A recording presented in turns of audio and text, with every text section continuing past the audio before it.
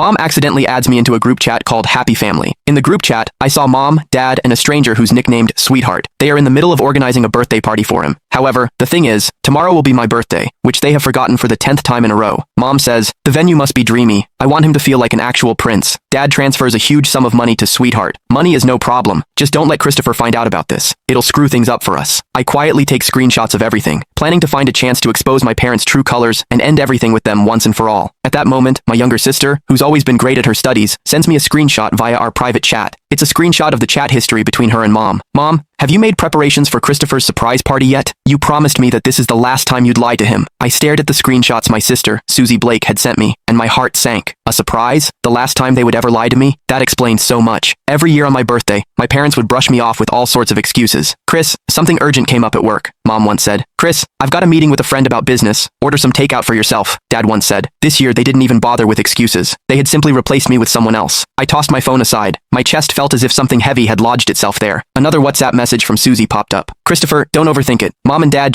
I replied with just 2 words. Got it. Overthink it? How could I not overthink it? The facts were right in front of me. That birthday party for their sweetheart was the so-called surprise they had lied to me about. As their biological son, I was nothing more than a backdrop for another boy's happiness. I heard Mom's hushed voice from the living room as she spoke on the phone. Right. We'll go with blue balloons, the biggest and brightest ones. Ben loves blue the most, so it has to be perfect for him. Ben. Listening closely to their conversation, I pieced together the boy's full name, Benjamin Smith. I picked up my phone and searched for the name on Instagram. Soon, a boy with a polished profile picture appeared. His highlighted stories were filled with glamorous photos of him traveling around the world. His most recent Instagram story was a photo of him with my parents, taken in my living room. In the photo, Mom and Dad's smiles were warm and loving. Mom's arm rested affectionately on Benjamin's shoulder, while Dad stood beside him with eyes full of indulgence. It was an expression I had never once seen on their faces. The caption read, "Thank you, Mr. Blake and Mrs. Blake. I'm really looking forward to tomorrow's party." Mom left a comment underneath. "Silly child, there's no need to be so formal with us." Meanwhile, Dad gave the post a like. What a perfect family. I saved the photo along with the group chat screenshots and stored them in my encrypted album. These would be the surprises I planned to give them tomorrow. At dinner, Mom made soup and served me a bowl with exaggerated attentiveness. "Chris, try it. I made this especially for you," she said. I looked at the greasy chicken soup. My throat tightened as a wave of nausea surged up. "Is this supposed to liven up Benjamin's birthday party?" I asked lightly. The smile on Mom's face froze. She glanced at Dad, and his expression darkened immediately. "What nonsense are you talking about? Benjamin?" he replied. "Oh, looks like you forget things easily, Dad." I took out my phone and opened the photo. "Isn't this boy your so-called sweetheart?" Dad's face turned ashen in an instant. Mom rushed to smooth things over. "Chris, you misunderstood. He's the son of an important client of mine. We're just helping to organize his birthday party." "A client's son?" I sneered. "Is he important enough to have a whole group chat, to be tagged as sweetheart, and to even receive a large money transfer? Is he important enough to make you ignore your own son's birthday entirely?" In an instant, the living room fell silent, except for the sound of breathing.